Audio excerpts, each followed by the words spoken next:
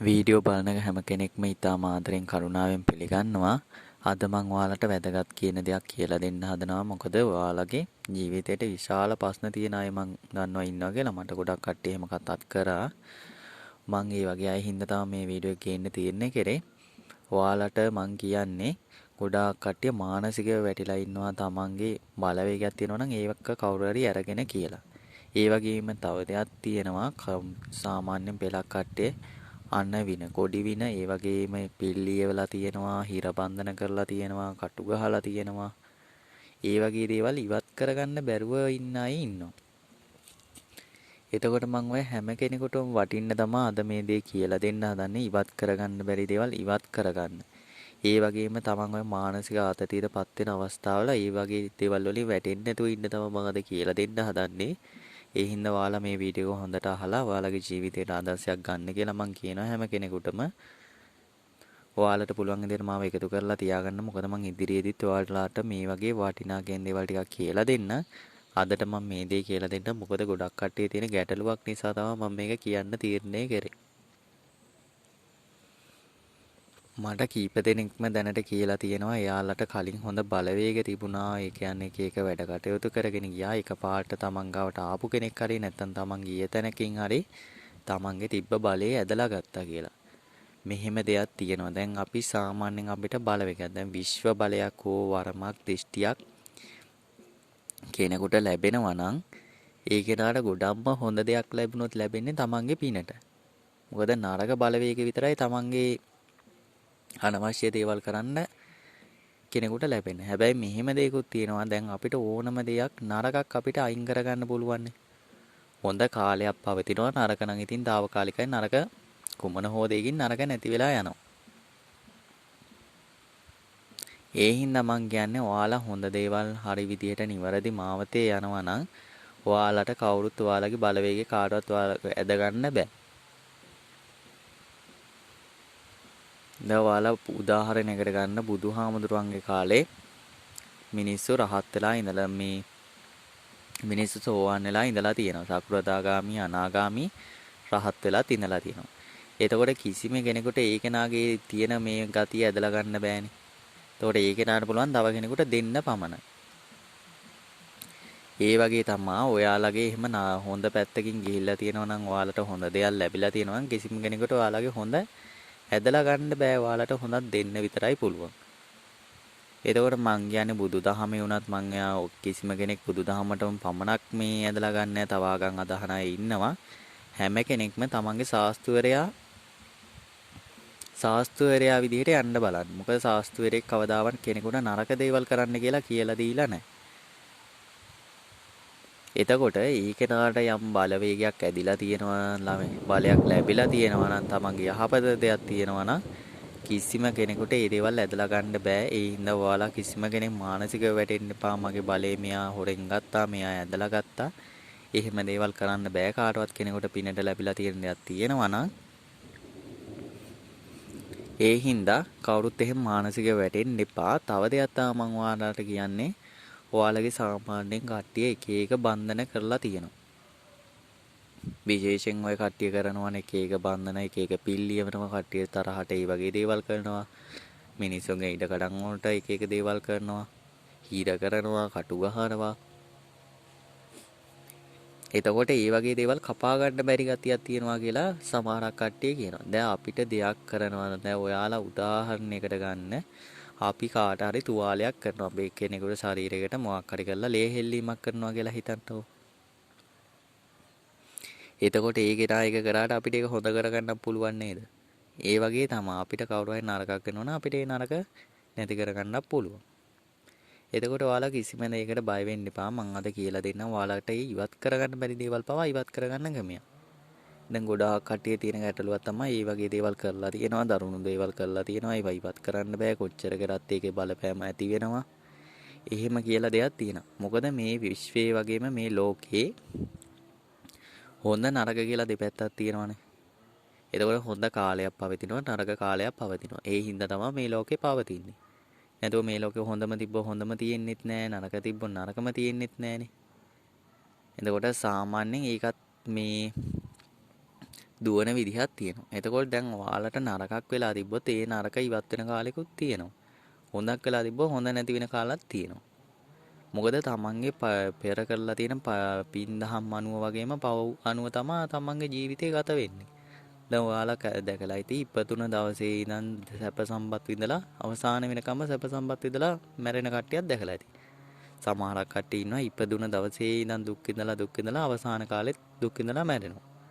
සමහරක් අය ඉන්නවා මූල කාලේ දුක් විඳන් අවසාන කාලේ මැද කාලේ හොඳට සැප විඳිනවා. ඉතින් ඒ තමන්ගේ කරලා තියෙන පව්පින් අනුව තමයි ඒ දේවල් වෙන්නේ. එතකොට ඔයාලට ඒ වගේ දේවල් තමයි බලපාන්නේ. ඔයාලා කිසිම කෙනෙක් ඒ දේවල් ගැන හිතලා මානසිකව කඩා වැටෙන්න එපා. මොකද ඇත්තටම කියනවනම් තමන් කරන පව්පින් අනුව තමයි තමන්ගේ ගමන යන්න පුළුවන්. එතකොට ඔයාලට කපා ගන්න බැරි දේවල් කියලා දේවල් තියෙනවනේ. මම ඒ දේවල් නැති කරගන්න විදිය තමයි අද කියලා දෙන්න හදන්නේ. ඔයාලට මේ මන් දාන වීඩියෝ වැදගත් වෙනවා නම් ඔයාලට දෙයක් තියෙනවා නම් ඔයාලගේ මොකක් හරි ගැටලුවක් තියෙනවා නම් ඒක මට කමෙන්ට් එකක් විදියට දාන්න. තව දෙයක් තමයි ඔයාලා අත්‍යවශ්‍ය දෙයක් තියෙනවා. ඔයාලට මොකක් හරි විශේෂ දෙයක් තියෙනවා නම් පමණක් මට මේ දවස්වල WhatsApp කරා සම්බන්ධ වෙලා ඒ ගැටලුව ඉදිරිපත් කරන්න. මොකද මම මේ දවස්වල පොඩ්ඩක් සනීප නැතුව ඉන්නේ. ඒ වගේම මම පොඩ්ඩක් මේ දවස්වල කාර්යබහුල වෙලා ඉන්නේ. ඔයාලට විශේෂ දෙයක් තියෙනවා නම් පමණක් මට WhatsApp කරා සම්බන්ධ වෙලා මට ඒක ඉදිරිපත් කරන්න කියලා මම කියනවා. දැන් ඔයාලට තියෙනවනේ කවුරු හරි කරලා තියෙනවා කපා ගන්න බැරි දෙයක්. එතකොට ඒ දේ කරගන්න තමයි මම අද කියලා දෙන්න හදන්නේ. ඔයාලා දන්නවා පිරිත් පොත් තියෙන අයත් දන්නවා සමහරක් පෙළක් කට්ටිය දන්නවා. ඉතින් එහෙම දැනගෙන තියෙන අය දන්නවා ජලනන්දන මන්ත්‍ර තියෙනවා පිරිත් තියෙනවා දැහැන් තියෙනවා. එතකොට ඔයාලට පුළුවන් ජලනන්දන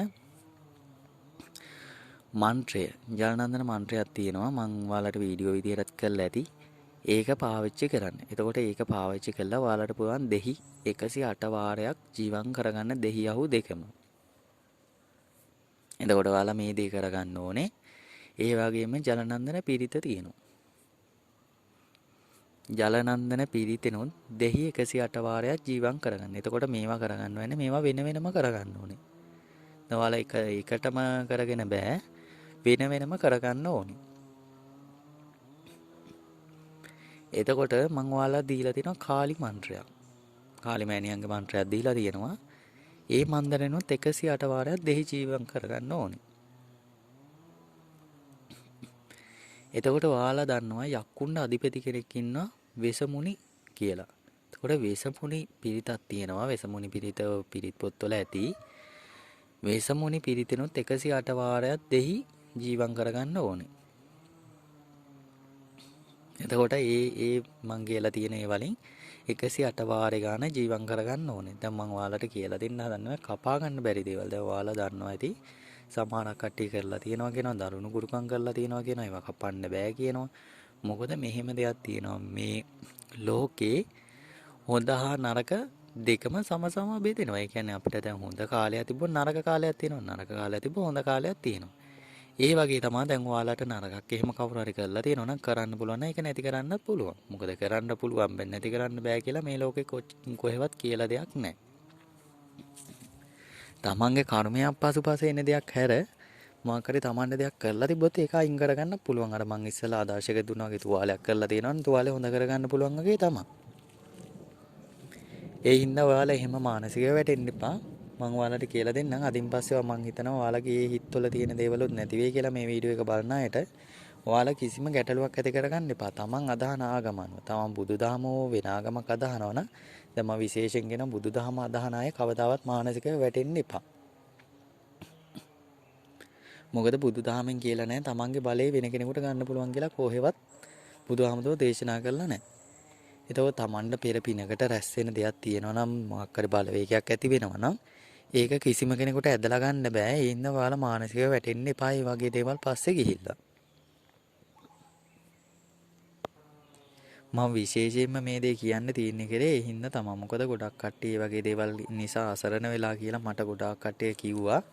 ආයේ ඊට පස්සේ මේ වගේ අසරණ වෙන්න එපා. මොකද මම ඔයාලට හරි මාර්ගේ පෙන්නලා දෙනවා. ඔයාලට ගමනක් යන්න පුළුවන් විදිහට ඔයාලට තියෙන්නේ ඒ මාර්ගය බලාගෙන හරියට ගමන යන්න විතරයි. මම ඉදිරියේදීත් ඔයාලට මේ වගේ දේවල් කියලා දෙන්නම් කරගන්න ඕන දේවල්. අද මං ඔයාලට කියලා දෙන්නම්. ඒ වගේ දේවල් කිසිම කෙනෙකුට ඔයාලගේ ඇදලා ගන්න බෑ. එහෙම මානසිකව වැටෙන්න එපා. Tamanne බලවේගයක් තිබ්බනම් මොකක් හරි ගොඩක්ම කට්ටියට ওই බලවේගය නැති වෙන්න ගන්න හේතුව තමයි Tamanne හරියමං ආරස්සාවක් නැති එක. මොකද ඇත්තටම කියනවා දැන් කාලේ හරියට කෙනෙකුට ආරස්සාවක් දාන්නවත් දන්නේ නැති අය තමයි ඉන්නේ. ඒ හින්දා තමයි ඒ ගැටලුව වෙන්නේ. බෙලක් කට්ටිය එහෙම ආරස්සා දාගෙනත් ඉන්නවා. දාගෙන ඉදියට ප්‍රතිඵලයක් නැහැ කියලාත් කියනවා. ඒකයි වැඩේ මේ කෙනෙකුට හරියට ආරස්සාවක් දාන්න බෑ. එතකොට සාමාන්‍යයෙන් කෙනෙකුට හොඳ බලවේගයක් බලගතු බලවේගයක් ඉන්න තියෙනවා. ඒකට බලගතු ආරස්සාවක් තියෙනවා නැත්නම් තමන්ගේ ඇඟට ඇතුල් වෙන්නේ නැහැ. ඒකයි ගොඩක් කට්ටියට ඒ වගේ බලවේග තිබිලා කවුරු හරි ඇදලා ගත්තා. ඒ වගේ දැනෙන්නේ. ඒකයි තියෙන දේවල් නැති වෙන්නේ අන්න ඒක. ඉස්සරවම මුලින්ම තමන්ට බල ආරක්ෂාවක් දාගෙන හොඳ ආරක්ෂාවක් දාගෙන තියෙන බලවේග වලින් වැඩ කරන්න ගන්න. තව දෙයක් තමයි තමන්ට බලගතු ආරක්ෂාවක් දාගත්තන් පස්සේ වුණත් කිසිම විටකත් නරක දේවල් කරන්න එපා. තමන්ට හොඳ බලවේගයක් තියෙන හොඳ දේවල්ම කරන්න. මොකද හොඳ බලවේගයකින් නරක දෙයක් කරන්න ගියොත් තමන්ගේ බලවේගය නිකන් අතුරුදහන් වෙලා වගේ නැති වෙලා යන්න ගන්නවා. ඒක කවුරුවත් කරන දෙයක් නෙමෙයි. කෙනෙකුට නරක කරන හොඳ බලවේගයක් කවදාවත් කෙනෙකුට ඇතුල් වෙන්නේ නැහැ. මොකද මේ බලවේගය ඇතුල් වෙන්නේ තමන් තව කෙනෙකුට සේවයක් කරන්න කියන එක තමයි එකෙන් කියන්නේ. එතකොට මේ බලවේගය තමන්ගේ ඇඟේ තියාගෙන තමන් තව කෙනෙකුට අනවින කොඩි වෙන පිල්ලි ඒ වගේ දේවල් කරනවා නම් තමන්ගේ බලවේගය අතුරුදහන් වෙන්න ගන්නවා.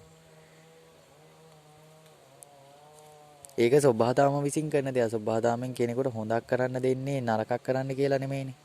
එතකොට දැන් මං ඔයාලට හොඳ දේවල් කියලා දෙනවා. මං ඔයාලට හොඳ දේවල් කියලා දෙන්නේ නරක දේවල් කරන්න කියලා නෙමෙයිනේ. ආන් ඒ වගේ තමයි ඔයාලට ලැබෙන හොඳ දේවල්ම පමණක් කරන්න. එතකොට තමන්ගේ තියෙන බලය පවා වැඩි වෙන්න ගන්නවා. තමන්ට මොකක් හරි විශ්ව බලයක් තියෙනවා, ආකර්ෂණ බලයක් තියෙනවා නම්, වරන් දිෂ්ටි බලයක් තියෙනවා නම් ඒවා වැඩි වෙන්න ගන්නවා. හරි දේවල් කරන්න ගත්තොත්. ඒ හින්දා කිසිම කෙනෙක් ඒ වගේ දේවල් නරක දේවල් කරන්න යන්න බෑ. තමන්න හොඳ බලවේගයක් තියෙන හොඳ දේවල් කරන්න ගන්න. මං කිව්වා වගේ කිසිම කෙනෙක් මානසිකව වැටෙන්න එපා. තව කෙනෙක් ඔබේ බලේ හොරකම් කරා, බලේ ඇදලා ගත්තා. එහෙම කරන්න බෑ කිසිම කෙනෙකුට. දන්නේ නැති අය දැනගන්න. ඒ හින්දා තමයි මම අද මේ කියන්නේ. බුදුදහමට අනුව කිසිම කෙනෙකුට තමන්ට පින් බලයට දෙයක් ලැබිලා තියෙනවනේ ඒක කෙනෙකුට ගන්න බෑ. මොකද අපිට පින කියන දේ තව කෙනෙකුට දෙන්න පුළුවන් දෙයක් නෙමෙයිනේ. ඒ කෙනාට අම්මේ අවශ්‍ය නම් පමණයි අපිට දෙන්න පුළුවන්. දැන් පින් ගන්න සාමාන්‍ය මළගිය ඥාතියෝ ඉන්නවා. ඒ අය අවශ්‍ය පින් බලාපොරොත්තුෙන් ඉදිරියොත් විතරයි අපිට එයාට පින් දෙන්න පුළුවන්. එයාට පින් ගන්න හැකියාවක් නැත්නම් අපි පින් දුන්නාට එයාට ලැබෙන්නේ නැහැ. ඒ වගේ තමයි ඔයාලගේ බලවේගයක් තව කෙනෙකුට බලහත්කාරයෙන් ඇදලා ගන්න බෑ. එතකොට ඒ කෙනාට අවශ්‍ය නම් පමණක් ඔයාලට මේ ඔයාලගේ විදිහට හොඳක් කරලා දෙන්න පුළුවන්. එතකොට ඒ කෙනාට ඒ දේ ලැබෙනවා. ඒ හින්දා කිසිම කෙනෙක් මානසිකව වැටෙන්න එපා. තමන්ගේ බලවේගය කවුරු හරි හොරගම් කරා, තමන්ගේ බලය ඇදලා ගත්තා. එහෙම කරන්න බෑ කාටවත්. ඔයාලා මේ මං ඔයාලා දන්නේ නැති අයට තමයි මේ දැනගන්න කියන්නේ. ඊට පස්සේ මේ වගේ දේවල් මත මානසිකව වැටෙන්න එපා. ඔයාලට බලවේගයක් තියෙනවා නම් බලවේගය නැති වෙන්න ගන්න. බලවේගය නිකන් අඩු වෙලා යන්න ගන්න. තමන්න හොඳ ආරස්සාවක් නැති ඉන්න.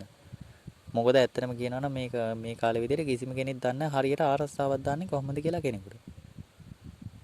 ඒක තමයි ගොඩක් අයට වෙලා තියෙන ගැටලුව. ඒ හින්දා තමන්ට මාක්කර බලවේගයක් දිෂ්ටියක් වරමක් තියෙනවා නම් හොඳ බලගතු ලෙස ආරස්සාවක් දාගෙන ඒ වලින් වැඩ කරන්න යන්න. හොඳ දේවල් පමණක් කරන්න.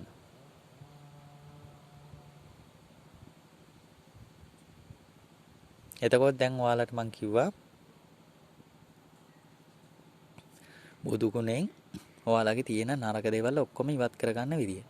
දැන් ඔයාලට පුළුවන් දෙහියහු ජීවම් කරගෙන ජලනන්දන මන්ත්‍රයෙන් ඔයාලට කපන්න පුළුවන්. වං ඔයාලට කලිනුත් වීඩියෝ එකක් කරලා තියෙනවා. බුදු ගුණෙන් වගේම මහසෝන් දිෂ්ටියෙන් සීරියක්ෂ දිෂ්ටියෙන් ඔයාලට පුළුවන් අහු කපන්න. දෙහි කපන්නේ බුදු ගුණෙන්, යක්ෂයන්ගෙන් කපන්නේ අහු. එතකොට ඔයාලට පුළුවන් එහෙම කපලා ඒ දෝෂය අයින් කරන්න. ඊට පස්සේ ඔයාලට පුළුවන් වෙසමුණි පීතියෙන්. වෙසමුණි කියන්නේ ඔයාලා හැමෝම දන්නවා ඇති. වෙසමුණිය තමයි මේ ලෝකේ ඉන්න හැම බලවේගයකටම රජා වෙලා කටයුතු කරන්න. එතකොට වෙසමුණි බලවේගයෙන් ඔයාලට කපන්න බැරි දේවල් පවා කැපිය හැකියි. අන්න ඒකයි කියන්නේ ඔයාලට ඉවත් කරගන්න බැරි දෙයක් නැහැ මේ ලෝකේ. එතකොට වෙසමුණි කියන්නේ වෛශ්‍රමණ කියන්නේ දෙවි කෙනෙක්නේ. එතකොට දෙයියෝ තමයි වෙසමුණි විදියට යක්ෂයන්ට අධිපති ලෙස කටයුතු කරන්නේ. එතකොට අධිපති කියන්නේ රජා. රජා කියන දෙයක් කරන්න බැයි නම් එතකොට මේ ලෝකේ වැඩක් තියනවද? මේ ලෝකේ එහෙම දේවලුත් තියෙනවා. ඒ වුණාට මේ පැත්තෙන් එහෙම තමයි. මොකද වෙසමුණි කියන්නේ දෙවි කෙනෙක්. එතකොට එයාගේ පැත්තෙන් ඔයාලට පුළුවන් දෙහි කපන්න. දෙහි කපපුවම කැපෙන්නේ නැති දේවල් කැපිලා යනවා. ඔයාලා කිසිම මේ අහිතක් ඇති කරගන්න බෑ මේ දෙහි කපන්න බෑ එහෙම කියලා. ඔය මං කියන පිළිවෙලට අනුව කපාගත්තොත් ඔයාලගේ තියෙන ඕනම දෝෂයක් ඉවත් වෙලා යනවා. ඔයාලා කිසිම බයක් ඇති කරගන්න බෑ අපිට මෙහෙම කපන්න බැරි දෙයක් කරලා තියෙනවා. ඒක කපන්න උත්සාහ කරනවා වෙන අය කරනවා කැපෙන්නේ නැහැ. එහෙම දෙයක් නැහැ. මොකද මේ ලෝකේ කෙනෙකුට නරකක් කරන්න පුළුවන් නම් නරක අයින් කරන්න මේකුත් තියෙනවා. ඔයාලා හොඳ දේවල් පමණක් කරගෙන යන්න. එතකොට ඔයාලට කිසිම කෙනෙකුට බලපෑම් කරන්න බෑ. කාටවත්ම නරක දේවල් කරන්න බෑ. ඒ හින්දා ඔයාලා හරියට දෙයක් කරගෙන ඉදිරියට යන්න කියලා මං කියනවා. ඔයාලට මොකක් හරි ගැටලුවක් තියෙනවා නම් මට විශේෂ දෙයක් තියෙනවා පමණක් මට කියන්න මේ දවස්වල. ඒ හින්දා ඔයාලගේ ගමන හරියට යන මං ඉස්සරහදී මාවද පෙන්නලා දෙන්න යන්න ඕනේ. පුළුවන් අයට මං කියනවා මාව සබ්ස්ක්‍රයිබ් කරලා තියාගන්න කියලා. මං දාන විශේෂ දේවල් ඔයාලගේ ජීවිතේට වැදගත් වෙන දේවල් තියෙනවා නම් ඔයාලට එන්න ගනි. ඒ වගේම මොකක් හරි ගැටලුවක් තියෙනවා කමෙන්ට් එකක් විදිහට දාන්න මං ඒවත් බලනවා. නිතර දෙවේලේ පුළුවන් වෙලාවට බලලා මං ඔයාලට රිප්ලයි කරන්නම්. ඔයාලගේ විශේෂ දෙයක් තියෙනවා පමණක් මගේ WhatsApp නම්බරේට කියන්න මං අනිවාර්යයෙන් මේක විසඳ දෙන්න කටයුතු කරනවා. හැම කෙනෙකුටම තෙරුවන් සරණයි කියලා මම ප්‍රාර්ථනා කරනවා. සුබ දවසක් හැමෝටම.